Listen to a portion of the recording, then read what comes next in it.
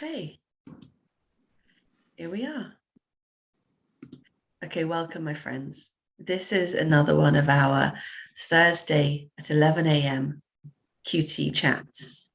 And what we love about these chats is it gives us an opportunity to stay really fresh and really connected with each other and with what tutoring looks like right now. So at the moment here in the room, we have Claire and Kamal. And what's interesting is that the different specialisms and the different backgrounds give us an opportunity to talk about what tutoring looks like for each of us today. Kamal and Claire and I have just had a little bit of a chat, so I have a bit of a head start on this conversation. So there are two things that I want to explore today. One is, how did your students do? And what does that mean for you? And the other is, what does next year look like already? And how can you set yourself up for success from next year? Does that sound like two good topics to be discussing this week? Awesome. So let's, Claire, if you could give me a sense, please, of how your students did this year. So I had an A-level student who got the grade he wanted, so that's good. A GCSE student who the parents said they definitely did better because of my help, was 1 mark short of the grade that they want. Uh-huh. They have got the 5, they wanted a 6. Uh-huh. And the school is going for a remark. So cross fingers, across 3 exam papers, hopefully they can find 1 mark. Yeah. The number of times I say to students, it's worth memorizing this or learning that because it's worth 1 mark. And 1 mark is the difference between one grade and another. So yeah, she was devastated, but it seems like the end of the world when you're 16. So it's reassuring her that it's not. But otherwise, generally people got what they wanted, which is good.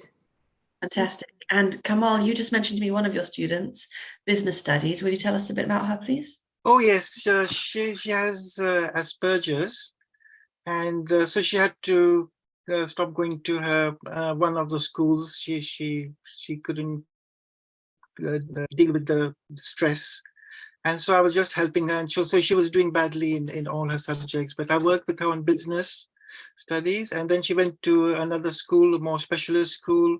And in the first test that they had, she came second in the class. And then I just heard last week that she did her GCSE and she got an 8. So it's from very low level to doing so well. So I was saying it's the Vygotsky thing, because it comes down to parent support. So there's so much as tutors you can do, but you do need the parental support as well. So if you've got that, it makes a big difference. That's right. That's right. And then another one, I didn't take him to this whole course, but he did, at least he passed, and he got a 4. So he has ADHD, so he got a 4 when he passed. So the small things are big. They may be small for us, but especially when they have the disadvantage, they have the difficulties, other conditions, it's an achievement for them. And they don't have the school support, so we are providing all that for them. Yeah, that was a beautiful summary of your students. Thank you so much. Risa and Helen, just to catch you up, these QT conversations have turned into a really lovely open forum discussion that are live streamed. And the topics for today are, how did your students do now that we've been through exam weeks? And what does that mean for you? Is the first half of the conversation. And if we have time, we will go on to what does next year look like it's shaping up to be. Helen, would you mind telling us a bit about how your students did, please? Yeah, so they all got what they needed.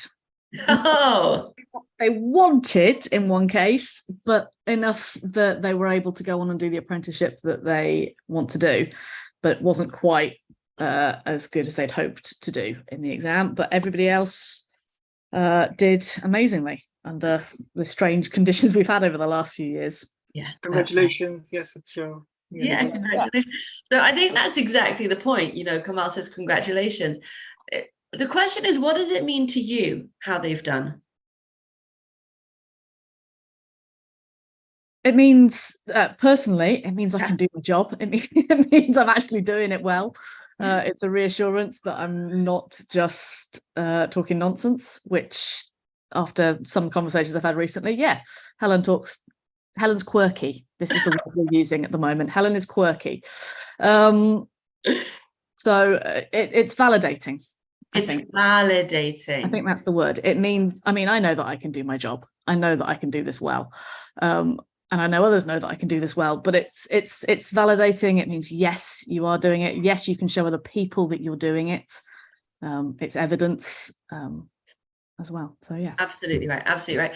And I think, because you're using this distinction between what they needed and what they wanted. Of course, Risa, thanks for joining us.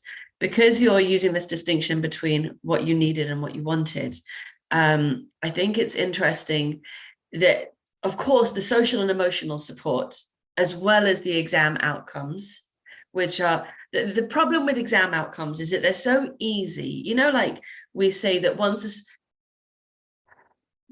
when a school has Ofsted, it's so easy to read the grading that you don't actually go ahead and read the explanation behind the grading and the information about the report.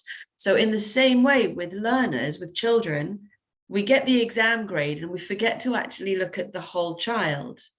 And we as tutors need to remember that we have to speak to the whole child in order to help them with their exam grades. And there's a sort of, if they hadn't got what they wanted or needed, but you'd felt like they built confidence, what would that mean in terms of validation? Well, that's it, isn't it? It's particularly, so I'm maths, I tutor maths. For a lot of people, they come in not confident in maths and not being necessarily supported at home with confident mathematicians. A lot of parents go to me, I can't help them in this case. So to be able to build their confidence, even if they didn't quite do it this time, it means they have another go, that they're not quite so anxious or quite so scared of the maths. They know they can do it. So in that sense, it's validating the effort. It's validating the emotion not to be scared. I can't think what that is. Well, the progress really, isn't it? That social and emotional area. Clara, what are your thoughts about what does it mean to you, what your students get? It's the same as Helen was saying. Also, as a maths tutor, the word confidence comes up so often. Yeah.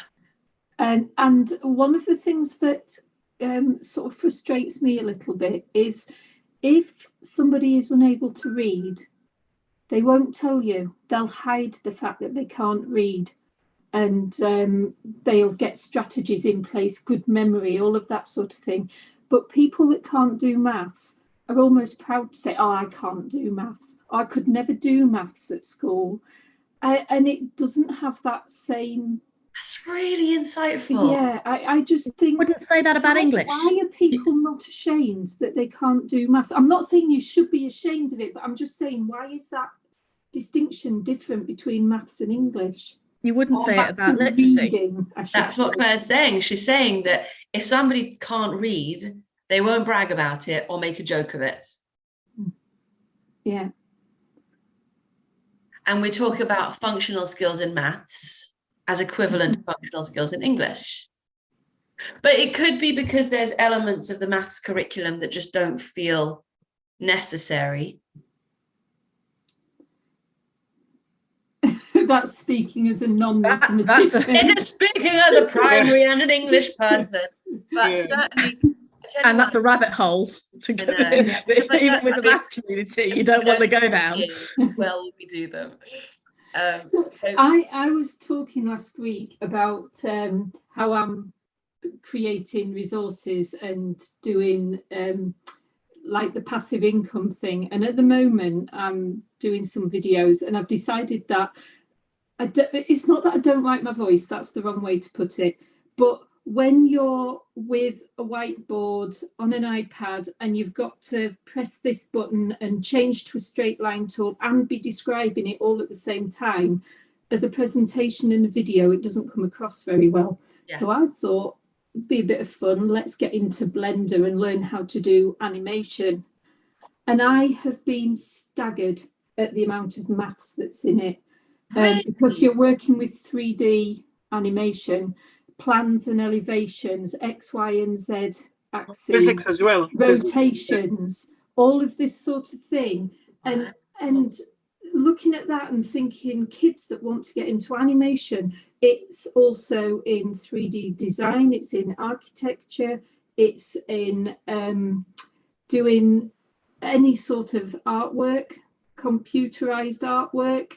If you want to get into gaming and you're doing the animation for gaming, that it's amazing. I have been absolutely staggered, and that is another validation of maths is important. That's awesome. And Kamal, you'll say the same thing about business and finance, won't you?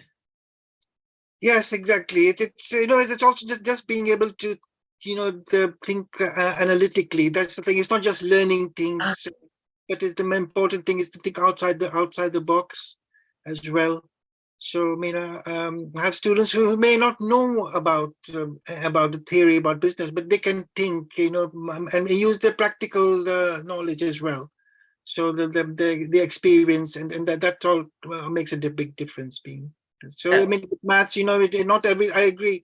I disagree with you. You say, "Oh, it's useless," but but it's learning the thinking skills. Being able to, whether you're doing sort of simultaneous equations. When was the last time you used it? But being able to use the skills, and that's what I think it's. With the difference between I find between maths and English. With English, everyone speaks English, so even if you don't know the grammar, you can still get by. With maths, it's like building blocks. It's being the one on the other. If one piece is not there, all the other pieces will not flow. So what Which is where the anxiety comes from. Yeah, I just make sure they understand the basics, and I just say gaining the mastery. Yeah. So don't just get something right, but aim to get that way you can't get things wrong, and that's really an eye opener for my students and the parents when I say that I want to get mastery. Then they appreciate the value of practice and things like that. Oh, that's really, really nice. So I was out of line. I apologize. And Claire, your insight about why would you say it about maths when you would never say it about literacy, I think is really, really interesting. But so again, to drive back to that point about building confidence is part of our job. But on exam week, we have this really, really tangible way to prove our competency as tutors. And in a way, there's nowhere to hide because a class teacher has all these different layers and expectations. And basically all year long, we spend time talking about why tutoring is more effective than teaching. And I wonder whether this week of the year, when we're looking at exam grades and we are scrutinized by our exam grades, it sort of leaves us with a really clear picture of our own efficacy, our own success. Does it feel a little bit uncomfortable? I have to say with the exams every year, I've been tutoring since 2016. Every year I ask the students in advance of the exams or their parents to contact me to give me their grades.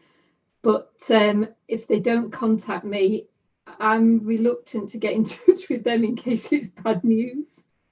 Right. So it's almost self-censorship there. I'm only getting the ones they tell me, and they're more likely really to tell me the positive news than the negative news. Goodness me, that's Helen, you're nodding away.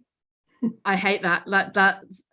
I was on holiday this year and I woke up on the Thursday morning of GCSEs and went, okay, and sort of braced myself for what was coming. And the early ones that came in were the early wins, with the really proud parents or the students themselves. Yes, I did it. And then I did later in the afternoon, after the initial flush of exam euphoria and disappointment depending on results. I did send a message around just saying, I hope you've got the results that you wanted this afternoon. You've done really well. So I can't remember the exact phrasing, but I left it till the afternoon so that it wasn't me trying to intrude into them and to give them time to process what they needed, because they could very well have come back and said, didn't quite do it this time. Helen, have you got any more space? Have another go, because it's maths. We've got a November resit. Oh, very good. Very good.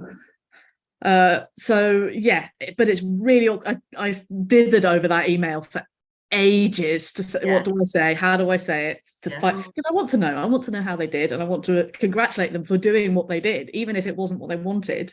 They still did their GCSE in maths, which, if I asked Julia if she wanted to do her GCSE in maths again now, you get exactly that face of horror. And don't make me, you can't make me.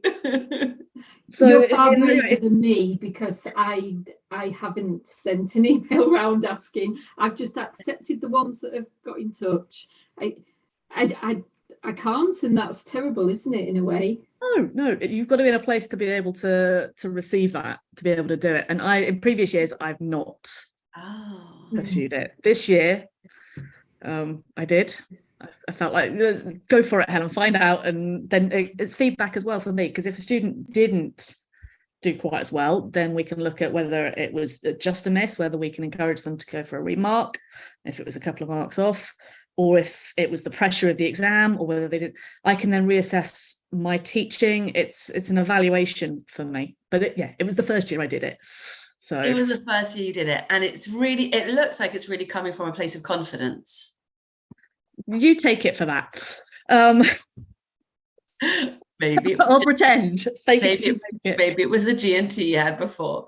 I think it's from a place of confidence, and I think that, it would be interesting to hear, Claire, whether this time next year you do write that email, and whether it takes a year of thinking to be able to, because it's almost like you have to. It's a different level.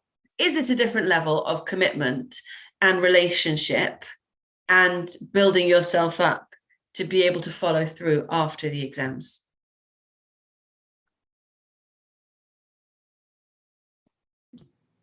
I'm struggling to answer because I don't know.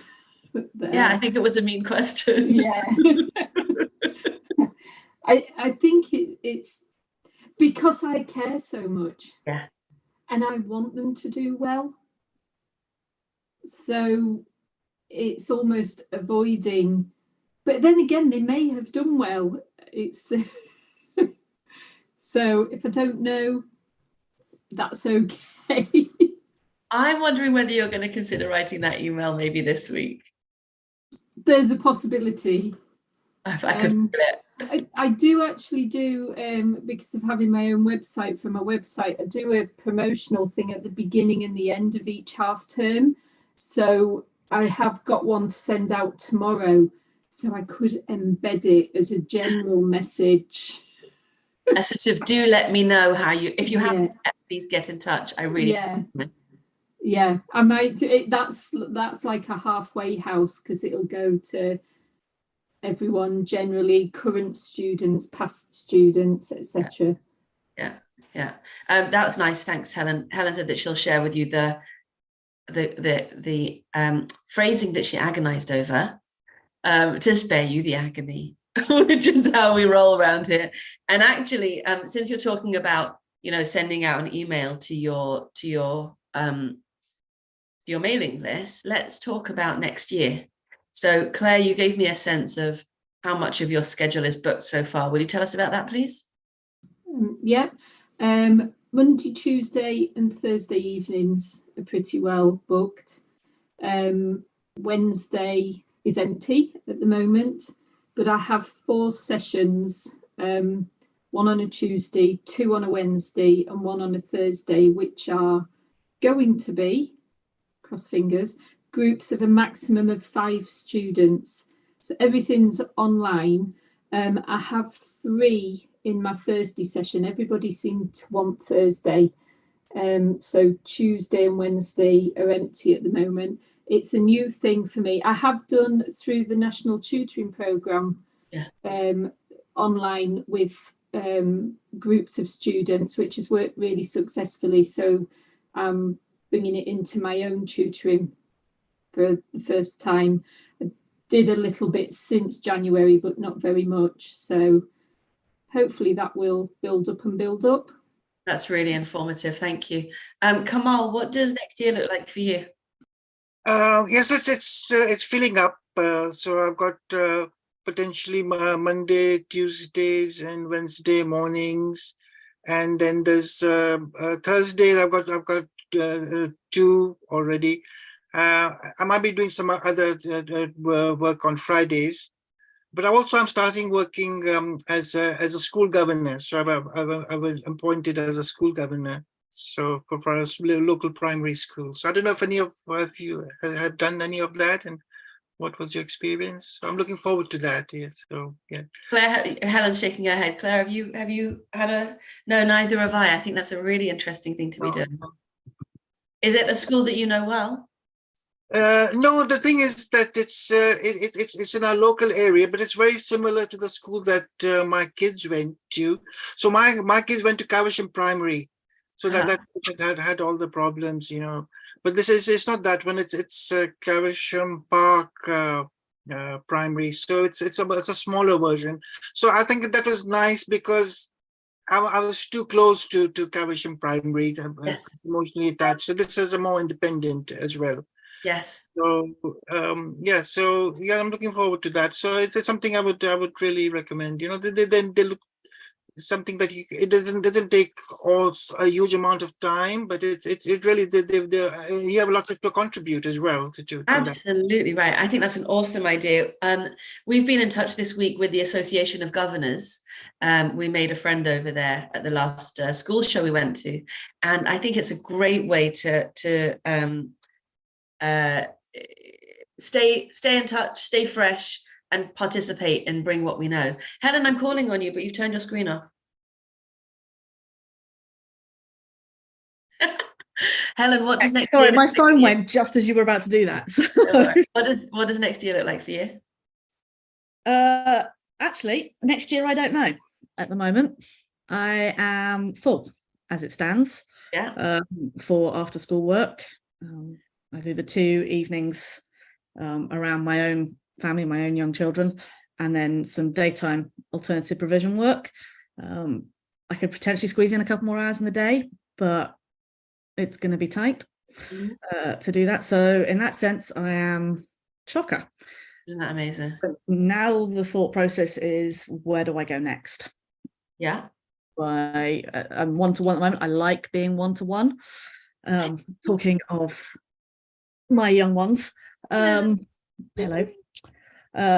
So whether I run some workshops potentially to target specific topics within the GCSE maths curriculum that people find a headache, running some of those potentially. So that's, I don't know yet. I got to make a decision at the end, probably at the end of the holidays, when young children aren't joining me on Zoom calls. And when you have a moment to think and breathe. Ooh, and then after you take one day off. It'll happen some point. Kamal, thank you so much for that link. I've just opened that in my browser. Kamal's just given us the link to Governors for Schools, which placed him in the local Caversham Park, did you say? So I think that's a really lovely resource. Thank you so much for sharing that with us. And especially remote schools, they really need some of you don't have to be there in person, Local. but they really looking for people with remote schools, in Scotland and things like that, and they really need support, need help, So. That's awesome. I'm really going to follow that up. I really appreciate that. Thank you. So for me, I hope that this year looks really exciting. We have some new training that we're rolling out. Andrea is running a new course on Mondays, which we've called Tutoring Pedagogy, Principles and Practice. So she's actually 4 weeks into this 12-week program at the moment. You can join at any time, and it will be CPD accredited. what she's doing is she's been unpicking the big ideas in teaching, such as scaffolding, retrieval practice, spaced practice, interleaving, all the different sequencing, which is a really good one. And what she's done is she's created a duo of sessions. So the first week will be the principles, and then the second week we'll be looking at that in practice. And we think it's going to be a really, really meaty program. So we've got that. We've got the QT Awards, as you know, which are absolutely fantastic and popping up on QT membership cards all over the place. We've got the Chartered College of Teaching's units, which we are delivering from October, and they are a level 7 pitch. So it's quite high level work. Lots of individual study within a supportive program with me and Andrea. And then we've got the relaunch of our CPD accredited 5 units. Helen, I finally re-recorded them all. I know, and I look 4 years older. So I know. So we re-recorded those, and those are going to go live next week. Kamal, you've just finished the level 3, right? So No, I haven't finished the level 3. I just the first level, the first one. You've finished the 5-part For course. EM tuition, I don't know. They said they're going to sponsor it. I don't know. I have not heard anything yet. That's right. That's right. So they sponsored the CPD accredited. If they want, Yes. if you want to go further with the level 3, we can talk about that. But I've just re-recorded the same content with fresher videos, so lots more eye contact to the camera and that kind of thing. So I'm pleased about that. I've changed a few of the tasks as well because when we first delivered the course, it was all delivered live, and so the tasks were based on live discussions. So there's been a few changes over there as well, which is really nice. But I know I tell you what's really special. And we've got new members signing up every day at the moment. And that's something that's never happened to us before. And there's a sense in tutoring right now of leaning in and focus and commitment that I've never seen before. And it's not the big companies, it's the independent tutors. So there's something happening in parents' consciousness and tutors' consciousness. So yesterday, Helen, I spoke to Tutors Plus, and aren't they lovely? So she said that she accidentally took August off, and it turned out that her colleague, Alex, was working flat out during August because they did not stop booking new clients. There's something really exciting happening in tutoring at the moment. There wasn't. And I think what's interesting there also is we probably need to remember to breathe as well, because because I reckon we've worked harder than we usually do this summer. Have you had any students that have continued during the summer, Claire? I had the middle 2 weeks off. Yeah. I didn't have any students in the 2 weeks leading up to that, but last week I had 3 students, which would be about a third of my students that I'm going to be, no, a quarter, get the maths right, eh? I've got 12 students, so yeah. 3 would be a quarter. Yeah, so I have had, it's a mixture. I find holidays, some holidays I have none. Obviously the half term in May is very busy with year 11s. With double extra and everything. So yeah, I've had the odd 1 or 2 this past week. Yeah, I definitely, but the summer's very different to any other holiday, isn't it? Usually it sort of ramps up all the way through the year, and then the summer it dips right down again. And it feels like that dip hasn't been as low this year. Kamal, have you had any students who have continued with you during the summer? I just had one, so I was helping the school, but I only had 2 sessions with him, and then they went on. And he's starting his session in September, so I'll miss that one. So just really 2, so not that much. Okay, fantastic. So are there any other insights that you'd like to share on the subject of how exams affect you, or what next year looks like?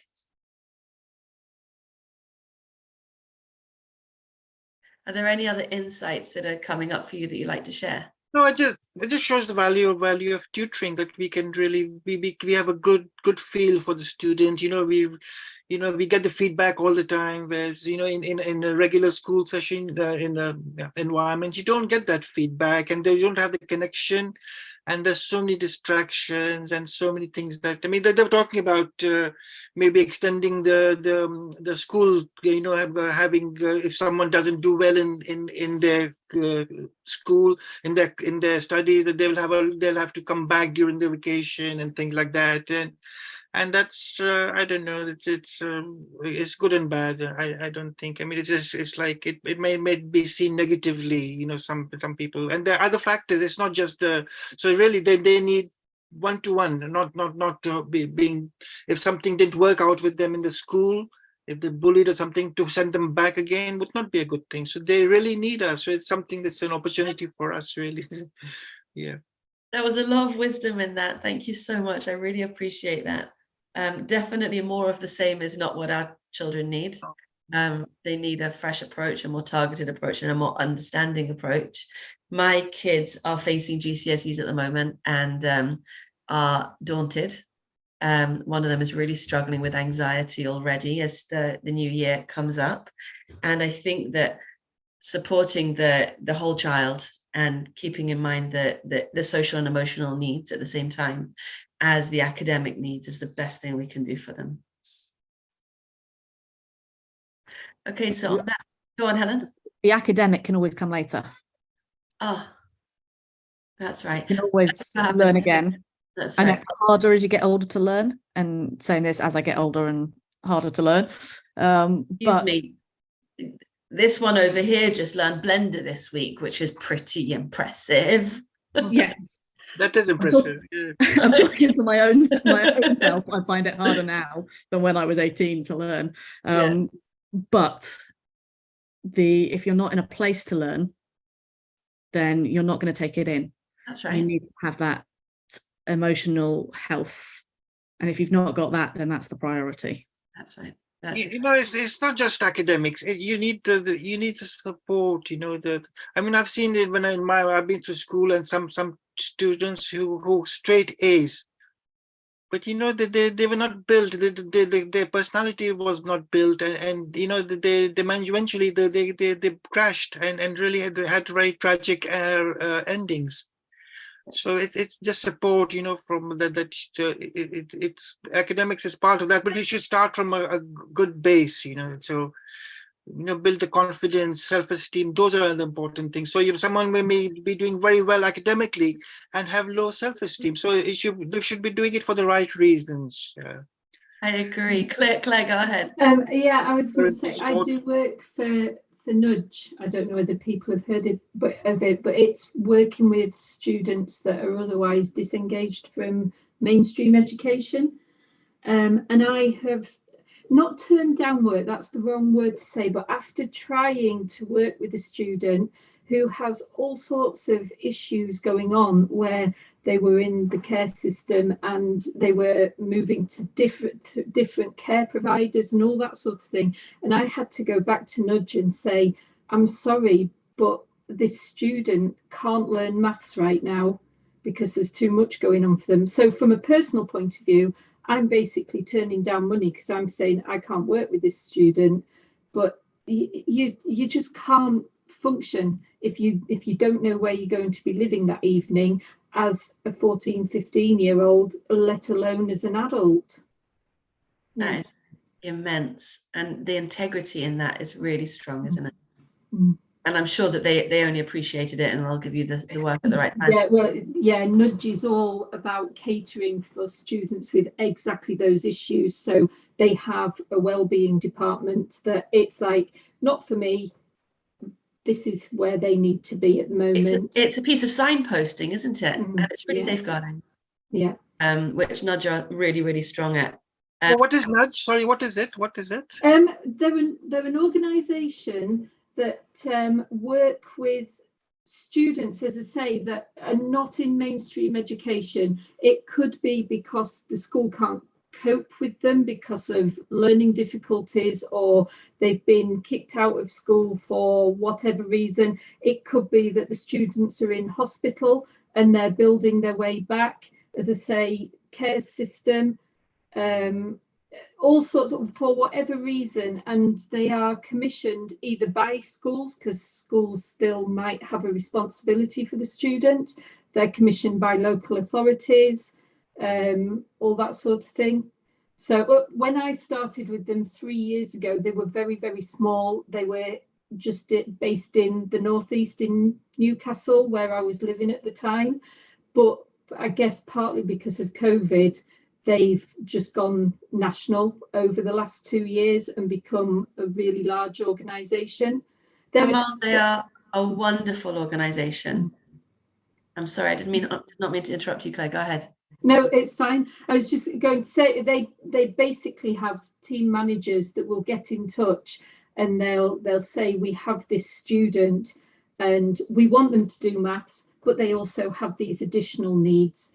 So I, as I say, specialise with the online maths, which for some of their students is brilliant, because even COVID aside, they don't want to leave the house. So, and then they'll have other workers that go in, and their aim is to get them to go to the local leisure centre or something like that. So it's not all academic, but it leads towards academic, and their whole mission is to get kids back into school.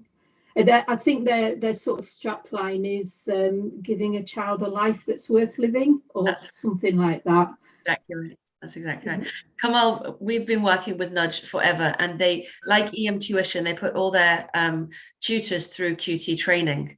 So I'd be really happy to introduce you if you would like me to. Yeah, sure. Yeah. Yeah.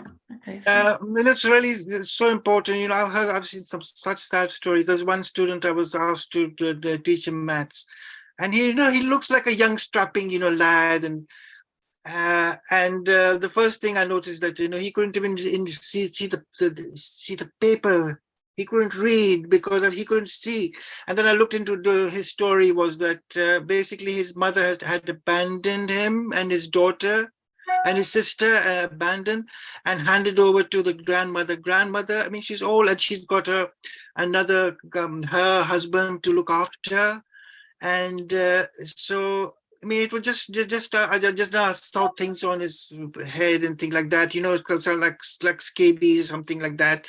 So I just see he's being neglected. And then I started helping him with reading, and I found that he was actually virtually illiterate. So, and then it's just I mean, finally, I think they sent him back to school or something. But it's just sad story. How can a mother abandon her children and that's handed over to the? I mean, it's wonderful that the grandmother is looking after, but she can't. I mean, she's old. I mean, she's retired, and it's just terrible. It's very hard. I'm sure when you're working in those families, though, it's really important not to judge and to do the most you can to help the child. And work as part of a team. No, it's okay, Helen. I'm also going to wrap up. Thank you so much. Thank you for being here. Helen, Claire, Kamal, that was a lovely conversation. I look forward to next week. Have a great weekend. Thanks for your time. Thanks. Bye, Claire. Bye, Helen. Bye, Kamal. Thank you.